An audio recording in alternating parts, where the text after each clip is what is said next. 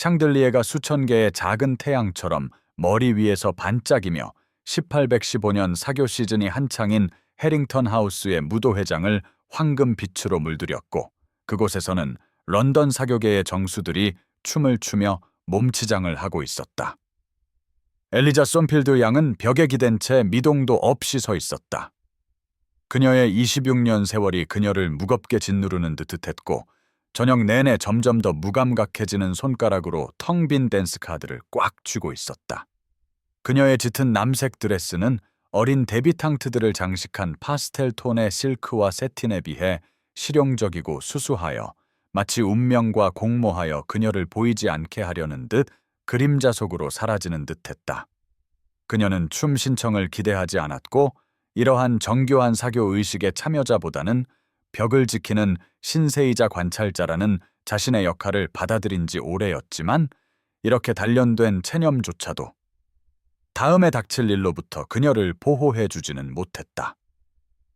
눈에 띄는 고독에서 벗어나고자 다과 테이블로 조심스럽게 다가가던 엘리자는 기둥 뒤에 서게 되었는데, 그곳에는 웨스트모어랜드 백작인 제임스 블랙우드 경이 그의 멋쟁이 친구들과 대화를 나누고 있었다. 32살의 백작은 귀족 특유의 잘생긴 외모와 오만함에 이를 정도의 자신감, 그리고 엘리자 같은 여성에게는 굳게 닫혀있는 모든 문을 열어주는 재산과 가문까지 사교계가 가치 있게 여기는 모든 것을 대표하는 인물이었다. 레지널드 경이 그녀의 이름을 부르지만 않았더라면 그녀는 눈에 띄지 않게 빠져나갔을 것이다. 쏨필드 양이라면 적당한 정부가 될지도 모르지. 웨스트모어랜드. 그가 엘리자를 그 자리에 얼어붙게 만든 웃음소리와 함께 제안했다. 어떤 관심이든 감사해야 할 처지이고, 자기 형편을 생각하면 분명 입도 무거울 테니. 뒤이은 침묵은 영원처럼 길게 느껴졌고, 마침내 블랙우드 경이 경멸적인 콧방귀와 함께 대답했다. 쏨필드 양? 농담이겠지. 그 여자는 정부가 되기에도 충분히 예쁘지 않아. 재산도 없고 연줄도 없고 그걸 보완할 만한 미모는 더더욱 없지. 그의 친구들이 웃었고, 그 소리는 엘리자가 자신의 존재를 드러내지 않고는 물러설 수 없는 채로 넋을 잃고 서 있는 동안 물리적인 타격처럼 그녀를 베고 지나갔다. 가슴이 세차게 두방망이질 쳤고, 뺨은 너무나 깊은 굴욕감으로 불타올라 잘 닦인 대리석 바닥 위에서 토할지도 모른다는 두려움이 들었다.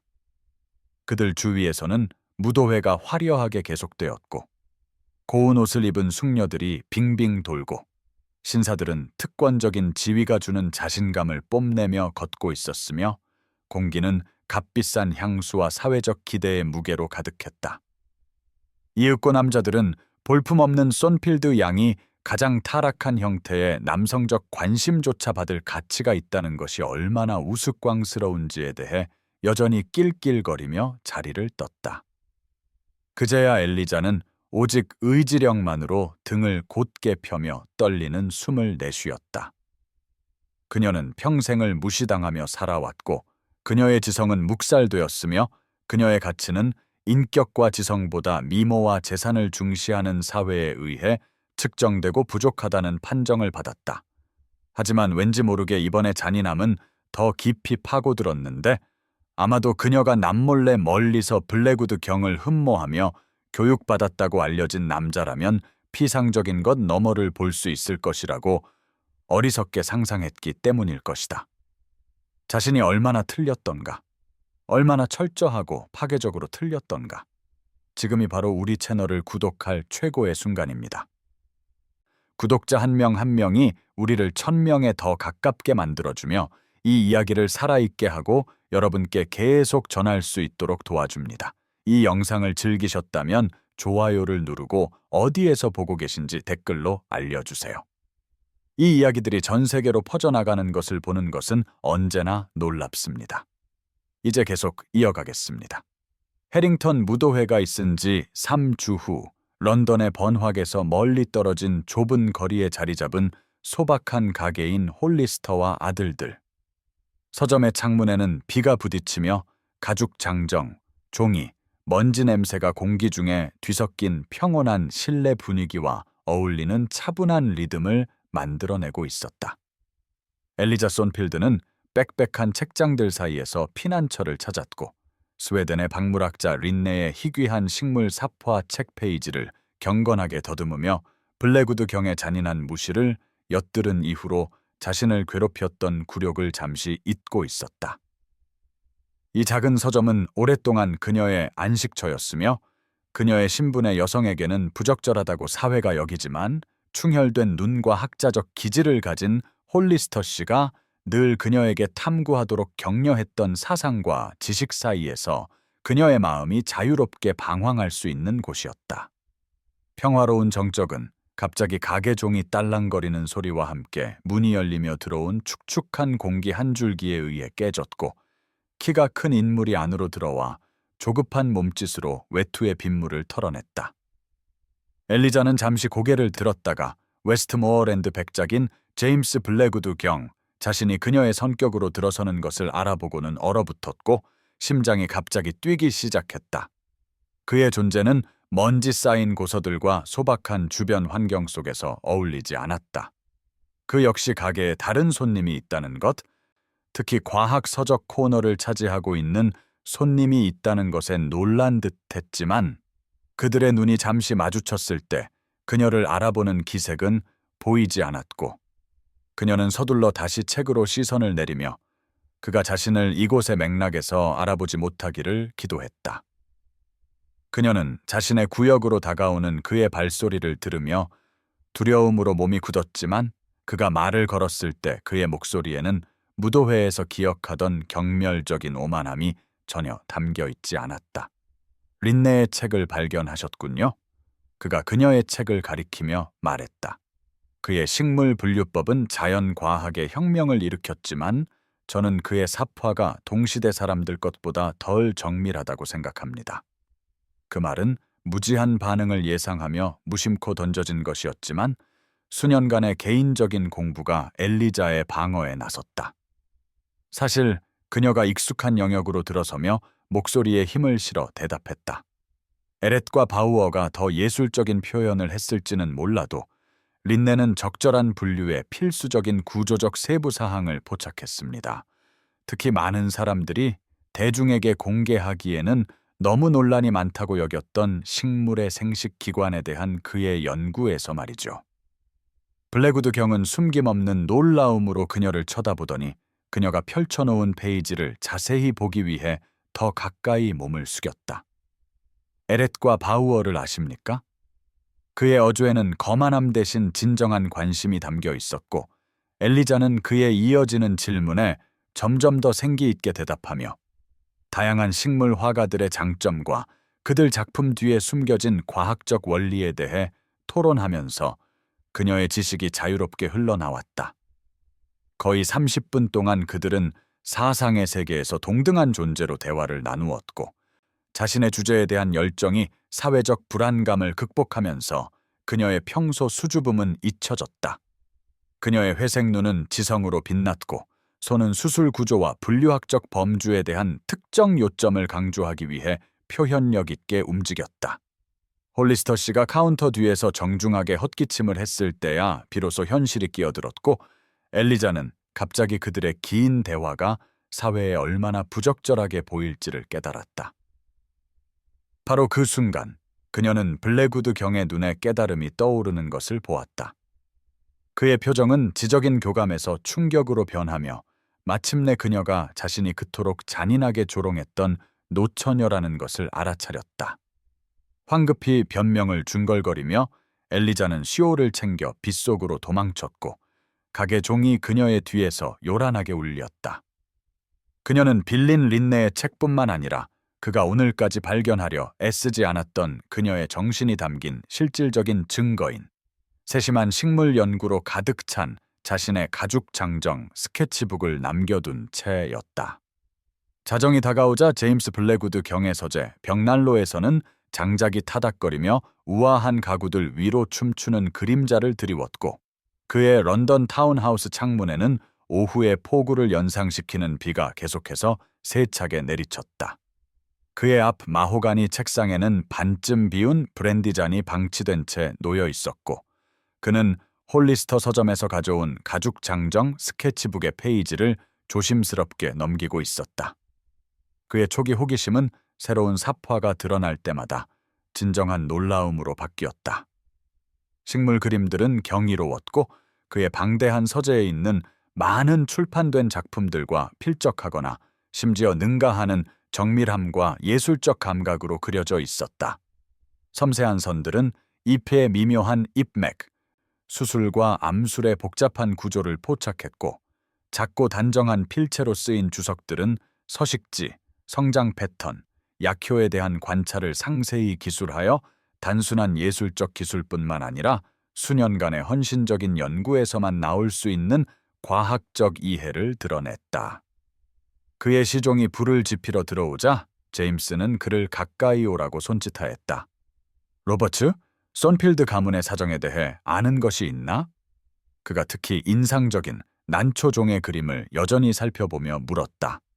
하인은 잠시 망설이다가 조심스럽게 대답했다. 돌아가신 손필드 씨가 해온 투자를 잃은 후로 어려운 시기를 겪고 있습니다, 나리. 손필드 양이 여러 출판물의 익명으로 과학 삽화를 그려 가계를 부양하고 있다는 소문이 있습니다만, 양갓집 규수가 그런 일을 하는 것은 남은 사회적 지위를 지키기 위해 조용히 묻어두고 있습니다. 그녀의 어머니는 자주 편찮을 쉬고 아직 자리를 잡지 못한 두 여동생이 있습니다.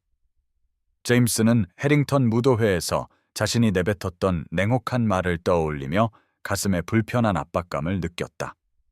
이제 엘리자의 놀라운 재능의 증거와 그녀가 가족을 부양하기 위해 비밀리에 일한다는 사실을 알게 되자 그 말은 훨씬 더 끔찍하게 느껴졌다.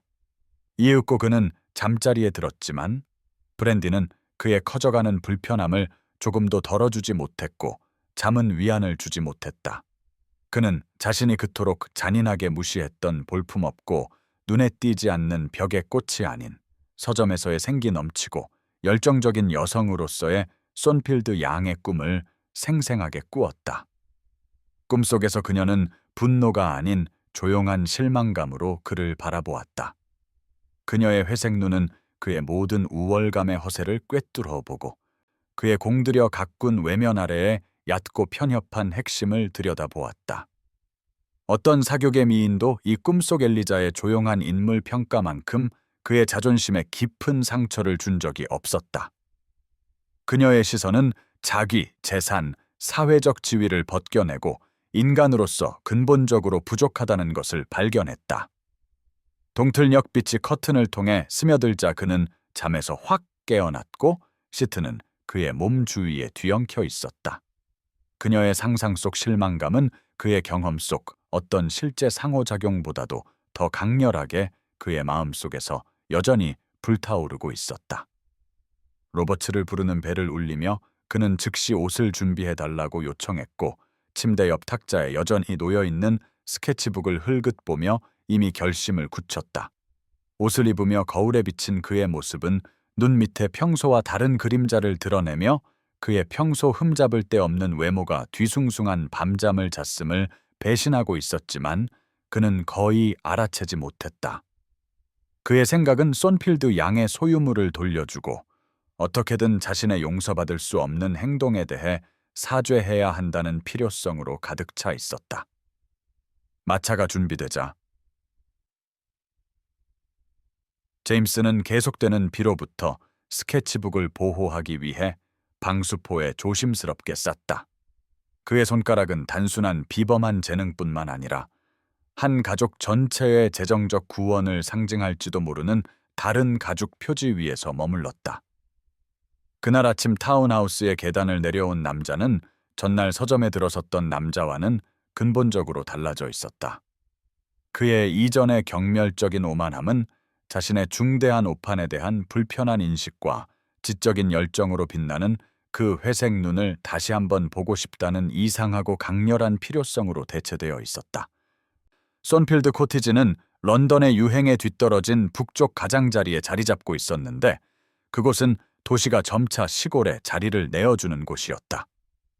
그 겸손한 석조 외관은 부유함보다는 정성을 시사하는 덩굴 장미에 부분적으로 가려져 있었고, 작은 앞 정원은 제한된 자원에도 불구하고 꼼꼼하게 관리되고 있었다. 제임스 블랙우드 경은 자신의 멋진 마차를 타고 자갈길에 다가서면서 눈에 띄게 어색함을 느꼈다. 이웃집 커튼이 흔들리는 것을 보며 소박한 동네에 나타난 귀족 방문객이라는 이례적인 광경을 주민들이 지켜보고 있음을 알 수 있었다.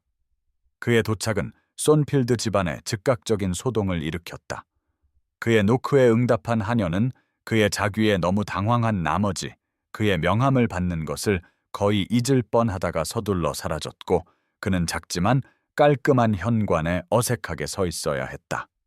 그곳에서 그는 어린 여성들의 흥분한 속삭임과 인접한 거실에서 들려오는 더 깊고 의심스러운 남성의 목소리를 들을 수 있었다. 하녀가 돌아왔을 때 그녀의 메시지는 예상 밖이었지만 분명했다. 손필드 양은 몸이 좋지 않아 현재 방문객을 맞을 수 없다는 것이었다. 제임스는 이 먼 길을 온 후에 거절당하자 순간적인 좌절감을 느꼈지만, 그가 더 따지기 전에 병색이 완연하지만 아름다움의 흔적이 뚜렷한 나이든 여인이 문가에 나타났다. 그녀는 엘리자와 놀랍도록 닮은 어린 소녀의 팔에 심하게 기대고 있었다. 블랙우드 경, 그녀가 약하지만 단호한 목소리로 말했다. 저는 손필드 부인입니다. 제 딸의 주저함을 용서해 주십시오. 하지만 저희와 함께 차를 드신다면 영광이겠습니다. 그녀의 의도는 체면을 중시하는 가난과 미혼 딸들의 절박한 계산에 익숙한 사람이라면 누구에게나 분명했다. 백작과의 연줄은 아무리 희미하고 예상치 못한 것이라 해도 아직 유리한 결혼이 필요한 두 어린 딸이 있을 때 낭비할 수 없는 것이었다. 제임스는 그녀를 따라 거실로 들어갔다. 그곳의 분위기는 잘 관리되었지만 지난날의 좋았던 시절을 말해주는 가구들에서 신중한 절약의 흔적이 역력했지만, 그 방은 그 자신의 웅장하고 차가운 저택에는 눈에 띄게 부족한 따뜻함과 살아있는 편안함을 담고 있었다. 아내의 사회적 야망을 공유하지 않는 듯한 표정의 마르고 학자풍의 남자인 손필드 씨는 백작의 존재를 최소한의 예의로 인정하고는 다시 책으로 돌아갔고, 아마도 16과 18살쯤 되어 보이는 어린 여동생들은 호기심을 거의 감추지 못했다. 바로 이 어색한 광경 속으로 마침내 엘리자가 들어섰다. 그녀의 몸짓 하나하나에 마지못한 기색이 역력했지만 얼굴은 침착함을 유지한 채 정확하지만 차가운 인사를 건넸다. 제임스는 방수포 포장을 내밀며 어떻게 그녀의 스케치북을 갖게 되었는지 설명했고, 그의 행동에 대한 유감을 표현하려 애쓰면서도 만약 반복된다면 그녀의 가족을 충격에 빠뜨릴 말을 명시적으로 언급하지 않으려 했기에 그의 공들여 준비한 사과는 자신의 귀에도 어색하게 들렸다. 엘리자는 흔들리지 않는 손으로 스케치북을 받았고, 그녀의 회색 눈은 그가 익숙하게 받아왔던 경애 없이 그의 눈을 똑바로 마주했다. 한 번 잃은 당신의 호의는 영원히 잃은 것이지요, 블랙우드 경. 저에게 다행인 점은 애초에 그것을 가치 있게 여긴 적이 없다는 것입니다.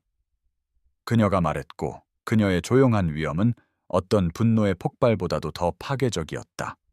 손필드 부인의 경악에 찬 숨소리와 딸의 무례함에 대한 연이은 사과에도 불구하고, 제임스는 엘리자의 반응에서 단지 상처받은 자존심뿐만 아니라 자신의 진정한 가치를 부주의하고 잔인하게 무시당한 여성의 정당한 반응을 인식했기에 화를 낼 수가 없었다. 그는 곧 떠났고, 예의 바른 대화는 피상적인 인사치레 외에는 아무것도 얻지 못했지만, 그의 마차가 손필드 코티지를 떠날 때 그는 엘리자의 거절이 아닌 자신이 목격한 광경에 마음이 사로잡히는 것을 발견했다. 그들의 줄어든 형편에도 불구하고 손필드 가족은 진정한 애정과 목적을 공유하고 있었으며, 그 작은 거실은 그의 사교계의 모든 웅장한 무도회장과 응접실을 합친 것보다 더 진정한 인간적 유대감을 담고 있었다. 그로 인해 그는 자신의 모든 부와 지위에도 불구하고 자신의 삶은 비교적 그런 의미 있는 유대감이 비어 있다는 불편한 인식을 갖게 되었다. 왕립식물학회의 전시실은 높은 창문을 통해 쏟아져 들어오는 아침 햇살로 반짝였고 제국 전역에서 온 최고의 과학 삽화가 담긴 유리 진열장을 비추었으며 런던의 과학계가 일반적으로 세련된 사교계에서는 감춰져 있던 업적을 축하하기 위해 모여들면서 공기는 학술적인 대화로 윙윙거렸다. 제임스 블랙우드 경은 능숙하게 군중 사이를 이동하며 지인들에게 정중한 목례를 건넸지만 그의 관심은 전시된 작품들을 살펴보는 데 집중되어 있었다. 이는 단순히 지적 활동을 지원하는 모습을 보이기 위해 그런 행사에 참석하는 많은 귀족 후원자들처럼 가장된 것이 아니라 진정한 관심이었다. 그는 E.T. 블랙웰이라는 이름이 붙은 일련의 난초 삽화 앞에서 멈춰 섰다. 그 그림들의 정밀함은 즉시 익숙하게 느껴졌고 엘리자의 스케치북에 있던 그림들을 그린 것과 같은 섬세한 손길임을 알아보자 그는 숨을 멈췄다. 비록 남성적인 필명은 작품을 열광적으로 칭찬하는 식물학계로부터 그녀의 정체를 효과적으로 숨겨주었지만 말이다. 근처에 서 있던 백발의 교수는 동료에게 블랙웰의 수술 구조 묘사가 지닌 놀라운 해부학적 정확성에 대해 논평하며 현재 영국에서 출판된 어떤 과학 삽화가보다 우월하다고 선언했다. 두 남자는 그 신비로운 블랙웰이 독일에서 공부했거나 아마도 큐 가든의 위대한 식물학 대가들 밑에서 훈련받았을 것이라고 토론했다. 제임스는 엘리자를 대신한 자부심과 분노가 뒤섞인 기묘한 감정을 느꼈다. 저명한 학자들로부터 그런 찬사를 받는 그녀의 명백한 숙련도에 대한 자부심과 남성 동료들의 작품을 능가하는 작품에 대해 공개적으로 공로를 주장할 수 없다는 것에 대한 분노였다. 그의 시선은 방을 훑으며 모인 과학자들과 후원자들 사이에서 그녀를 찾았고 마침내 기둥 뒤에 부분적으로 숨어있는 그녀를 발견했다. 그녀는 배경에 녹아드는 데 도움이 되는 수수한 녹색 가운을 입고 있었고 자신의 작품이 토론되는 것을 들으면서도 대화에 참여할 수 없는 만족감과 체념이 복잡하게 섞인 표정을 짓고 있었다. 분비는 전시실을 가로질러 그들의 눈이 마주치는 순간 짜릿한 인식이 오갔다. 그녀의 초기 놀라움은 경계심으로 바뀌었고 그가 그녀의 업적을 조용히 인정하며 고개를 숙이자 그녀는 아주 희미한 끄덕임으로 화답하고는 돌아섰다. 그의 존재를 의식하는 것이 분명히 불편한 듯하다 했다. 제임스가 계속해서 그녀를 지켜보자 눈에 띄지 않는 노처녀에게 보이는 그의 이례적인 관심은 전시회의 과학자인 남편들을 따라온 사교계 부인들의 눈에 띄지 않을 수 없었다. 부채 뒤에서 거의 즉시 속삭임이 시작되었고 대체 무엇이 웨스트모어랜드 백작의 관심을 볼품없는 손필드 양에게 끌리게 했는지 추측했다. 지난 2시즌 동안 블랙우드 가문과의 동맹에 대한 기대를 명백히 해온 캐롤라인 하코트 부인이 도착하면서 속삭임은 절정에 달했다. 그녀의 유명한 아름다움을 강조하는 옅은 푸른색 실크 옷을 화려하게 차려입은 캐롤라인 부인은 남성의 관심을 한 몸에 받는데 익숙한 여성의 자신감으로 방을 둘러보았다. 그녀는 제임스가 사회적 관례에 따라 자신의 곁으로 서둘러 오는 대신 물러나는 엘리자의 모습을 뚜렷한 관심으로 연구하는 것을 보고 표정이 눈에 띄게 굳어졌다. 제임스가 특히 끈질긴 식물학자와의 대화에서 벗어나기 전에 캐롤라인 부인은 전시실을 가로질러 소유욕을 드러내며 그의 팔을 잡았고 그녀의 목소리는 주변 사람들이 들을 수 있을 만큼 충분히 컸다. 자기, 저 음울한 과학 삽화에 무엇이 당신을 그토록 매료시켰는지 말해 주어야겠어요. 아니면 혹시 그만큼이나 음울한 손필드 양이 당신의 주의를 끌었나요? 자신의 사회적 우위를 재확인하기 위해 고안된 그 의도적인 잔인한 말은 오히려 제임스가 이제 과학계로부터 찬사를 받는 작품을 가진 여성을 얼마나 심각하게 오판했는지에 대한 깨달음을 강화시켜 주었다. 그녀는 자신의 정당한 인정을 주장할 수 없는 그림자 속에 머물러 있었고 세상은 그녀의 정신은 가치 있게 여기면서도 그녀의 성별과 외모 때문에 그녀를 무시할 것이었다.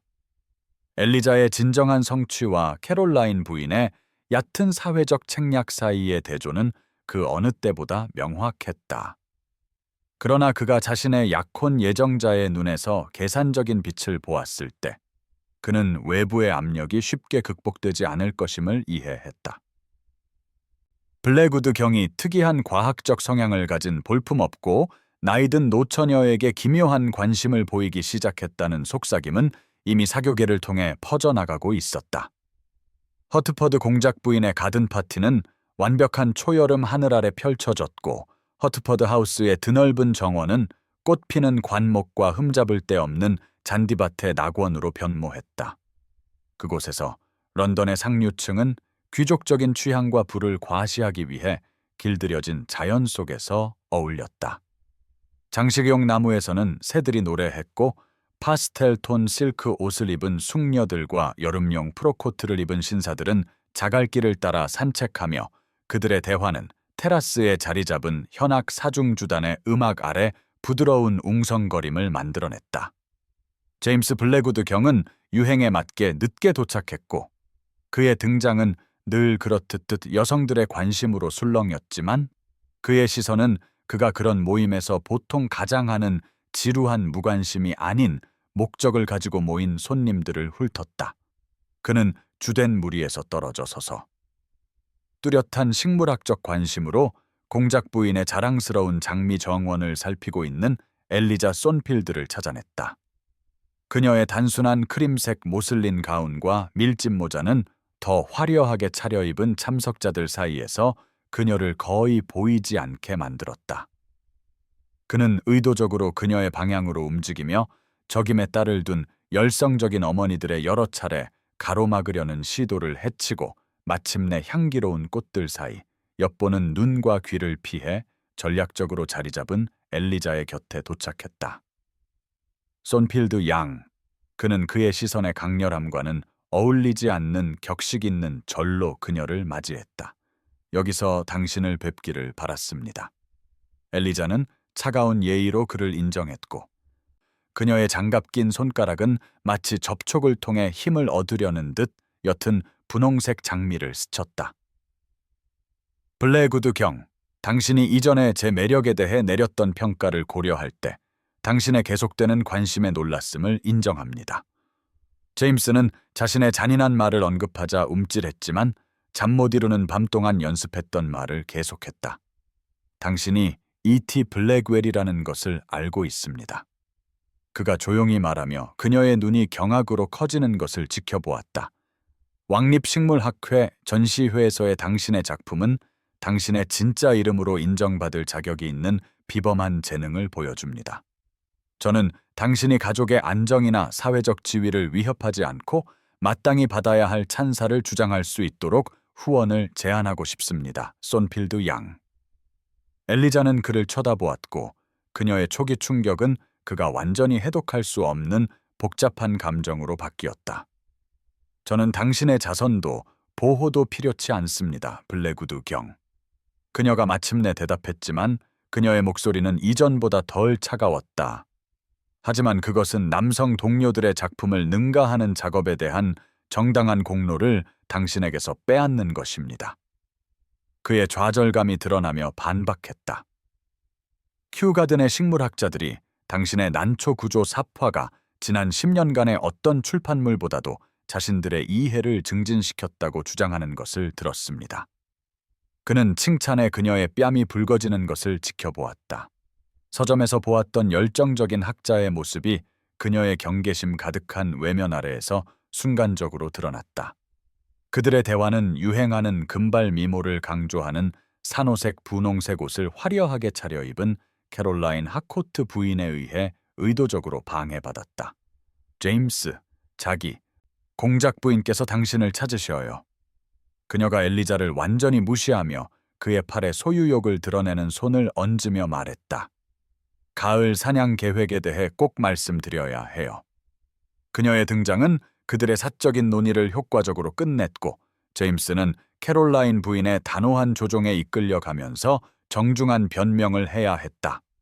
하지만 그는 엘리자가 즉시 주된 모임으로 돌아가지 않고 대신 주목나무 아치를 통해 접근할 수 있는 장미 정원의 한적한 구역으로 사라지는 것을 흥미롭게 주목했다.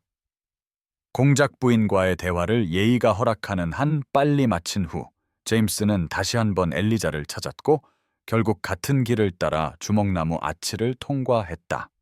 그러나 그는 주 정원에서는 보이지 않는 곳에 막혔지만 캐롤라인 부인이 그녀의 세련된 친구들에게 말하는 것을 들을 수 있는 거리에 있었다. 정말이지. 자기, 당신의 자선 사업은 가십거리가 될 가치도 없어. 그녀가 진정한 유머가 담기지 않은 웃음소리와 함께 말했다. 볼품없는 손필드 양이 식물을 적당히 그릴 수는 있겠지만 사회적 골칫거리가 되는 것을 정당화할 만큼은 아니겠지요. 자선 대상자조차도 어느 정도의 외양 기준은 충족해야 하니까. 장미 사이에서 움직임이 있자 그 물이 바로 너머에 있는 엘리자의 존재가 드러났다. 그녀의 얼굴은 신중하게 평정을 유지하고 있었지만 눈은 위험 아래의 상처를 드러내고 있었다. 그녀가 물러서기 전에 제임스는 의도적으로 앞으로 나섰고 그의 표정은 사교계에 누구도 본 적 없을 정도로 굳어 있었다. 캐롤라인 부인, 그는 근처 손님들에게도 들리는 목소리로 말했다. 당신의 오해를 바로잡아야겠군요. 썬필드 양의 과학 사파는 유럽 최고의 식물학 전문가들로부터 존경을 받는 정밀함과 예술성을 보여줍니다. 정원의 장식적 가치 외에는 아무것도 기여하지 못하는 어떤 관상용 꽃들과는 달리 그녀의 작업은 인류 지식의 발전에 기여합니다. 이 명백한 질책의 모임은 침묵에 잠겼고 캐롤라인 부인의 얼굴은 자신이 엿들었다는 사실뿐만 아니라 블랙우드 경이 그의 예상된 짝과의 사회적 조화를 유지하는 것보다 노처녀를 공개적으로 옹호하기로 선택했다는 것을 깨닫고 보기 흉하게 붉어졌다. 제임스는 눈에 띄게 충격받은 엘리자에게 팔을 내밀어 의도적으로 그녀를 주된 파티 쪽으로 안내했다. 그의 보호적인 세심함은 모든 관찰자에게 그의 관심이 자선적이거나 우연한 것이 아니라 진정한 존경에서 비롯된 것임을 알렸고 이는 런던 사교계의 파문을 일으키고 두 사람의 삶을 돌이킬 수 없이 바꾸어 놓을 전환점이었다. 블랙우드 저택은 수세기에 걸친 귀족적 특권의 물리적 현현처럼 구불구불한 시골 풍경 위로 솟아 있었다. 그 회색 석조 벽과 치솟은 창문들은 주변 공원을 위험 있는 영속성으로 굽어보았고 한여름의 햇살이 격식 있는 정원을 비추었다. 새벽빛이 블랙우드 저택의 거대한 온실 유리창을 통해 쏟아져 들어와 이국적인 잎사귀에 맺힌 이슬방울을 수많은 작은 프리즘으로 바꾸었고 엘리자 썬필드와 제임스 블랙우드 경이 그가 남미에서 구해온 특히 희귀한 난초 표본 위에 몸을 굽히고 있는 포석 길 위로 긴 그림자를 드리웠다. 선조 대대로 내려온 저택을 둘러싼 광대한 정원과 식물 컬렉션은 사교계에서 거의 인정받지 못했던 백작의 또 다른 면모를 드러냈다. 과학적 원예에 대한 그의 진정한 열정은 대영 제국 전역에서 수집하여 세심하게 관리된 표본들에서 명백히 드러났다. 제임스가 엘리자의 작품을 보기 위해 특별히 초대한 큐 가든의 저명한 식물학자 휘트필드 교수는 그녀의 포트폴리오가 펼쳐진 인접한 테이블을 따라 천천히 움직이며 확대경을 상세한 사포화 위에 맴돌게 하고 가끔 감탄의 중얼거림을 흘렸다. 지난 2시간 동안 엘리자와 제임스는 편안한 동시성 속에서 함께 일했고 그들의 공유된 지식은 컬렉션에서 가장 희귀한 표본들을 분류하고 스케치하면서 목적의 조화를 이루었다. 그들의 지적인 연결은 꾸밈이나 사회적 가식이 필요 없는 학문적 교류가 오갈 때마다 깊어졌다. 이것은 이전에 기록되지 않은 변종일지도 모릅니다. 엘리자가 열대꽃의 특이한 보라색 줄무늬를 참고 자료와 비교하며 말했다. 잎맥 패턴이 기존 분류와 상당히 다릅니다. 제임스는 그녀가 가리키는 세부 사항을 살펴보기 위해 더 가까이 몸을 숙였고 그의 어깨가 거의 그녀의 어깨에 닿을 정도의 근접함은 어떤 응접실에서든 스캔들을 일으켰을 테지만 과학적 탐구라는 이 맥락에서는 완벽하게 자연스러워 보였다. 분류학적 변칙성에 대한 놀라운 안목을 가지고 계시는군요. 손필드 양. 그의 감탄이 묻어나는 목소리로 대답했다. 그들의 협력적인 조사는 웨스트모어랜드의 백작 미망인이 온실로 들어서면서 지팡이가 돌에 부딪히는 날카로운 소리에 의해 중단되었다. 그녀의 거만한 시선은 명백한 불쾌감으로 그 장면을 훑었다. 그 노부인은 전날 저녁 예기치 않게 저택에 도착했고 손님들 중에 손필드 가족이 포함된 것을 발견했을 때 하우스 파티의 어두운 그림자를 드리웠다.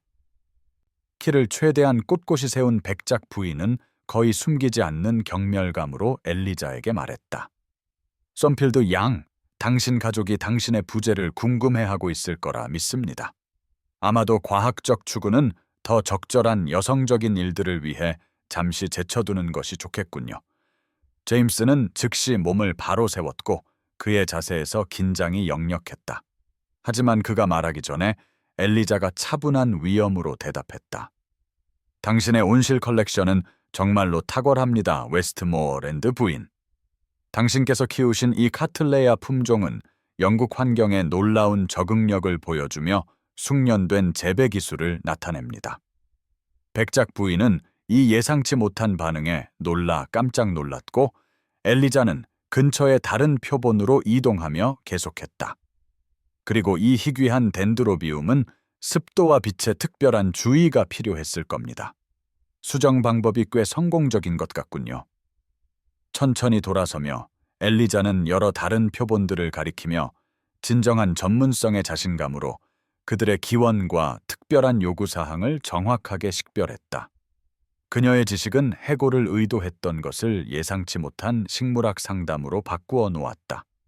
제임스는 커져가는 감탄으로 그 교환을 지켜보며 엘리자의 조용한 능력이 어떻게 그의 어머니의 완고한 자세를 점차 부드럽게 만드는지 관찰했다.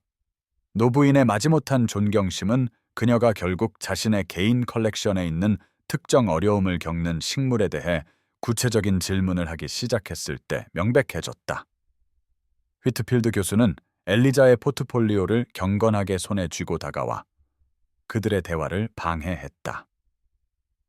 손필드 양, 당신의 사파는 제가 최근 출판물에서 접한 그 어떤 것도 능가합니다.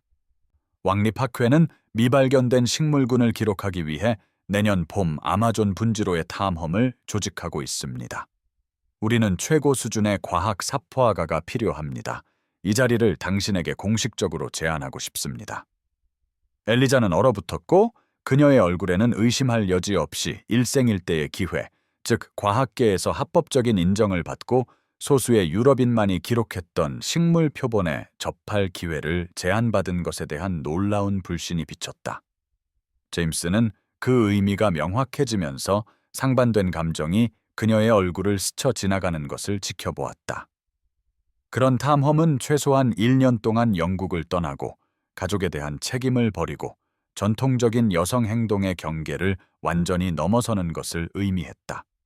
그러나 그를 향한 그녀의 순간적인 시선은 실용적인 고려를 넘어선 무언가, 즉 그의 과학적 경력을 발전시키는 그녀의 출발이 모든 사회적 기대를 무릅쓰고 그의 마음과 인격이 점점 더 그를 사로잡았던 여성과의 이별을 의미한다는 그 자신의 커져가는 깨달음과 유사한 개인적인 갈등을 드러냈다. 블랙우드 저택의 웅장한 무도회장 높은 창문을 통해 보이는 한밤중의 푸른 하늘을 배경으로 촛대가 작은 별자리처럼 타오르고 있었다. 하우스 파티의 절정인 이 행사는 런던 사회의 엘리트들이 지위와 인맥이라는 복잡한 춤을 추는 동안 실크와 보석, 그리고 세심하게 계산된 사회적 책략의 소용돌이 속에서 펼쳐지고 있었다. 엘리자 손필드는 입구 근처에서 잠시 눈에 띄지 않게 서 있었다. 그녀의 변화는 몇몇 손님들이 2번 쳐다본 후에야 알아보게 만들었다.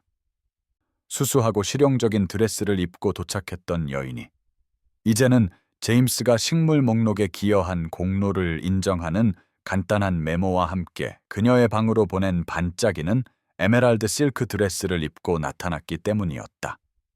그 풍부한 색상은 그녀의 맑은 회녹색 눈을 강조했고 특정 연령의 미혼 여성에게 적절하다고 여겨졌던 파스텔 톤에서는 결코 드러나지 않았던 광채를 그녀의 안색에 가져다 주었다.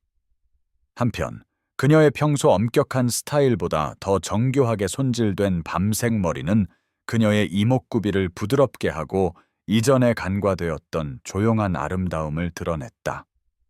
블랙우드 경이 즉시 방을 가로질러 그녀를 맞이하자 속삭임이 모임 전체에 퍼져나갔다.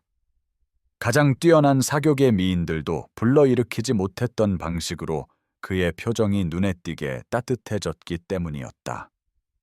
그러나 그가 그녀를 첫 왈츠를 위해 무도회장으로 이끌었을 때 그의 손이 그녀의 허리에 명백한 친밀감으로 놓이자 추측은 공공연한 스캔들로 변했다.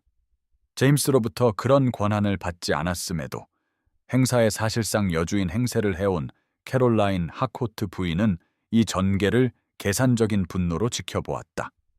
저녁이 깊어지고 블랙우드 경이 엘리자에게 두 번째 춤을 신청하여 신사가 한 여성에게 특별한 관심을 보이는 것을 막는 예절을 노골적으로 위반하자 그녀의 평소 완벽한 평정심은 흔들렸다. 저녁 식사 춤이 발표될 무렵 캐롤라인 부인은 동정적인 동맹자들을 주위에 모았고 그들의 머리는 함께 숙여져 그들의 집단적 불쾌감의 대상에게 결코 좋지 않을 것을 약속하는 낮은 목소리로 상의하고 있었다. 춤으로 상기되고 제임스가 나이든 귀족과의 대화에 붙잡혀 잠시 혼자가 된 엘리자는 갑자기 캐롤라인 부인과 그녀의 무리에 둘러싸인 자신을 발견했다. 그들의 인위적인 미소는 그 아래의 악의를 감추지 못했다. 친애하는 썬필드 양, 캐롤라인 부인이 최대한의 주목을 끌기 위해 의도된 큰 목소리로 말했다. 당신의 작은 식물 그림을 통해 후원을 확보하다니 참 영리하군요. 형편이 어려운 많은 여성들이 생계를 위해 장사에 의존해야 한다는 것을 이해합니다. 비록 보통 그런 천한 일은 품위 있는 모임에서 과시하기보다는 신중하게 숨겨지지만요. 그 의도적인 잔인함은 근처의 대화를 침묵시켰고 손님들은 엘리자의 굴욕을 목격하기 위해 돌아섰다. 삽화가로서의 그녀의 작업은 이제 과학적 기여가 아닌 부끄러운 필요성으로 폭로되었고 블랙우드 경의 관심과 그녀의 재정적 취약성 사이에 암시된 연결은 그들의 관계에 가장 어두운 빛을 드리웠다. 엘리자가 대답하기 전에 제임스가 그녀의 곁에 나타났다. 그의 표정은 평소 절제된 백작에게서 거의 볼 수 없었던 차가운 분노로 변해 있었다. 썬필드 양은 이 방에 있는 그 누구보다도 과학 지식에 더 많이 기여했습니다. 그의 목소리가 이제 침묵에 잠긴 무도회장을 통해 힘들이지 않고 울려 퍼졌다. 나는 전체 귀족의 판단보다 그녀의 판단을 더 신뢰할 것입니다. 그의 시선은 모임을 훑으며 누구든 감히 반박해 보라는 듯 도전했고 캐롤라인 부인에게 명백한 경멸을 담아 돌아왔다. 후원에 관해서는 우리의 하찮은 사회적 구분이 잊혀진 오랜 후에도 학자들에 의해 연구될 작업을 그녀가 지원하도록 허락해 준 것을 행운으로 생각합니다. 이 선언에 이어진 집단적인 숨소리는 사회적 기대의 완전한 파열을 의미했다. 블랙우드 경의 변호는 예의를 훨씬 넘어 가장 심각한 종류의 개인적인 투자를 암시하는 영역으로 들어갔다. 엘리자는 공개적인 공격에도 불구하고 위엄을 잃지 않고 그의 옆에 똑바로 섰지만 그녀가 말했을 때 그녀의 말은 기대에 찬 침묵 속으로 돌처럼 떨어졌다. 당신의 변호에 감사합니다, 블랙우드 경. 하지만 캐롤라인 부인 말이 맞습니다. 저는 가족을 부양하기 위해 일해왔고 휘트필드 교수의 아마존 탐험대 합류 제안을 받아들임으로써 계속 그렇게 할 것입니다. 그녀의 발표는 제임스에게 눈에 띄는 충격으로 다가왔다. 그가 그녀의 과학적 인정을 격려했음에도 불구하고 그녀가 지구 반대편으로 여행할 것이라는 사실은 분명 그에게 떠오른 적이 없었던 것이다. 잠시 동안 그의 공들여 유지해온 귀족적인 가면이 완전히 벗겨져 그의 이전 변호만큼이나 지켜보는 군중을 충격에 빠뜨린 깊은 감정을 드러냈다. 그의 표정에 담긴 생생한 감정은 블랙우드 경의 볼품없는 노처녀에 대한 관심이 단순한 후원이나 지적인 감탄을 훨씬 넘어섰음을 명백히 했다. 음악이 다시 시작되고 군중이 점차 중단되었던 향연으로 돌아가면서 제임스와 엘리자는 조용한 소통 속에 갇혀 있었다. 각자는 마침내 그들 사이에 쌓여온 진실, 즉 사회, 환경, 그리고 이제는 지리적 장벽에도 불구하고 둘 다 예상하지도 추구하지도 않았지만 이제는 영원히 잃어버리기 전에 인정을 요구하는 심오하고 예상치 못한 무언가가 발전했다는 인식을 마주했다. 아침 안개가 유령의 손가락처럼 템스강에 달라붙어 있다가 점차 가을 햇살에 자리를 내주었고 갈매기들이 원을 그리며 나는 분주한 부두 위로 물에 반짝였다. 그곳에서는 탐험선 아벤타인이 남아메리카로의 출항을 준비하고 있었다. 엘리자 쏜필드는 부둣가에 서 있었고 그녀의 실용적인 여행 복장과 튼튼한 부츠는 그녀가 사교계의 노처녀에서 과학 탐험가로 전환했음을 보여주었다. 그녀의 가족은 자랑스러움과 걱정이 뒤섞인 채 그녀 주위에 모여 있었다. 어머니의 눈물과 아버지의 의연한 격려는 한 양갓집 교수가 미지의 식물군을 기록하기 위해 대양을 건너는 그녀의 비범한 도전을 반영했다. 그녀의 트렁크에는 이미 전문 용지, 안료, 그리고 그녀의 예술 도구들이 실려 있었다. 휘트필드 교수는 근처에서 과학 장비의 선적을 감독하며 섬세한 기구들의 적절한 보관에 대해 엘리자와 가끔 상의했고 선원들은 항구의 일반적인 소란 위로 서로를 불렀다. 분위기는 기대감과 발견의 약속으로 가득 차 있었다. 겉으로는 침착했지만 엘리자는 가슴속에서 상반된 감정들이 싸우는 것을 느꼈다. 그녀 앞에 놓인 기회에 대한 진정한 흥분은 영국을 떠나는 것, 더 구체적으로는 블랙우드 경과의 마지막 작별 인사 없이 떠나는 것을 생각할 때마다 목을 조이는 예상치 못한 후회로 누그러졌다. 한여름 무도회의 소란스러운 결말 이후 그들의 교류는 격식 있고 공개적인 교환에 국한되었고 잠자는 시간 동안 그녀를 계속 괴롭히는 꿈에도 불구하고 그들 사이의 무언의 이해는 예의의 경계 안에 조심스럽게 갇혀 있었다. 마지막 승선 호출이 울렸고 눈물 어린 포옹과 가능한 한 자주 편지를 쓰겠다는 약속이 이어졌다. 그녀의 어린 여동생들은 이국적인 식물과 함께 만나는 잘생긴 외국 신사들을 기록해달라는 엄숙한 맹세를 받아냈다. 엘리자가 승선 계단을 오르려 할 때 부두 입구에서의 소동이 그녀의 주의를 끌었다. 블랙우드 가문의 문장이 새겨진 멋진 마차가 위험한 속도로 도착하더니 백작 자신이 내렸고 그는 위험이나 예의를 아랑곳하지 않고 군중을 헤치며 움직였다. 제임스는 그녀가 막 승선하려는 순간 그녀의 곁에 도착했다. 약간 숨이 차고 평소와 달리 흐트러진 모습이었으며 그의 표정은 보통 귀족적인 유보 아래 숨겨져 있던 강렬한 감정으로 가득 차 있었다. 당신을 놓칠까봐 두려웠소. 그가 멋진 가죽으로 포장된 꾸러미를 내밀며 말했다. 이것은 작별 선물이 아니라 시작이오. 엘리자는 떨리는 손가락으로 그것을 풀었고 아름답게 장정된 식물학 저널이 드러났다. 속표지를 열자 미스 엘리자 쏜필드의 삽화와 함께하는 아마존 식물군이라고 선언되어 있었다. 제 이름이군요. 그녀가 놀라움에 글을 올려다보며 속삭였다. 가명이 아니라 내 영향력을 발휘하여 당신의 작품이 당신의 진짜 신분으로 인정받도록 했소. 그가 남은 시간이 얼마 없다는 것을 인식하며 낮고 긴급한 목소리로 설명했다. 왕립학회는 당신이 돌아오면 완전한 저자 표기와 함께 당신의 연구 결과를 출판하기로 동의했소. 그의 손이 저널을 감싼 그녀의 손 위로 부드럽게 겹쳐졌다. 엘리자, 나는 한때 당신이 탐낼 만큼 예쁘지 않다고 잔인하게 말했소. 이제 나는 당신이 있기에는 너무나 비범하다는 것을 알게 되었소. 나는 여전히 당신 꿈을 꾸지만 어떤 꿈도 당신의 현실과 비교할 수 없소. 그의 선언에 담긴 생생한 정직함은 잠시 그녀의 말을 앗아갔다. 조롱에서 이 심오한 반전으로의 여정은 배의 종이 임박한 출발을 알리는 상황에서 처리하기에는 너무 벅찼다. 그녀가 목소리를 되찾았을 때 그것은 그녀가 예상했던 것보다 더 강하게 나왔다. 저는 휘트필드 교수님과 여정 내내 서신을 보내기로 약속했습니다. 그녀가 그의 얼굴에서 눈을 떼지 않고 말했다. 탐험은 1년 동안입니다, 블랙우드 경. 그는 예의를 잊은 채 한 걸음 더 다가섰고 그의 손이 가볍게 그녀의 뺨을 스쳤다. 기다리겠소, 엘리자. 그리고 그 시간 동안 우리 둘을 그토록 가혹하게 판단하려 드는 사회를 개혁하기 시작하겠소. 당신이 돌아왔을 때 만약 당신이 원한다면 과학계뿐만 아니라 당신이 선택하는 어디든 내 곁을 포함하여 당신의 자리가 있을 것이오. 그의 의미는 공식적인 선언을 한 것보다 더 명확할 수 없었고 마지막 승선 호출이 부두를 가로질러 울려 퍼지는 동안 그들 사이에 암시된 약속이 걸려 있었다. 새로 찾은 자신감에서 비롯된 용기로 엘리자는 그의 손을 잡고 작은 봉인된 봉투를 그 안에 눌러 넣었다.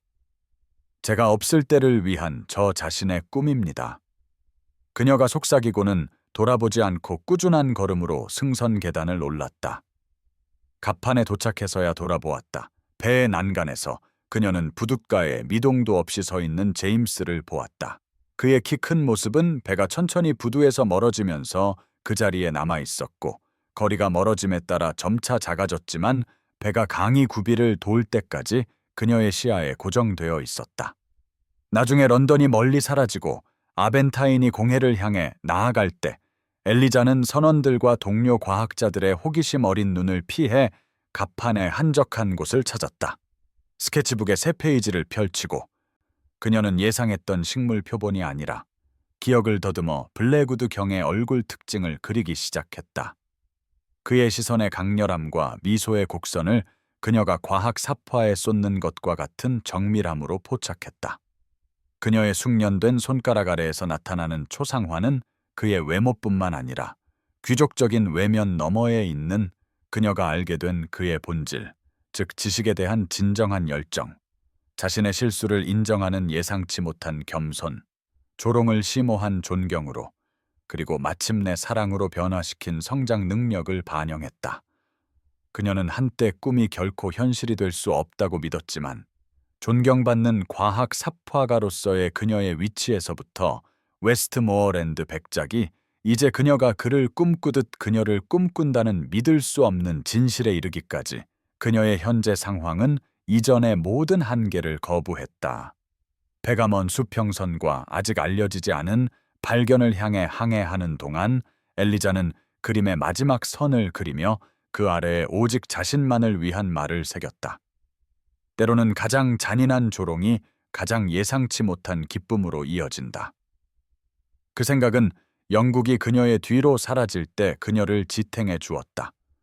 그것은 끝이 아니라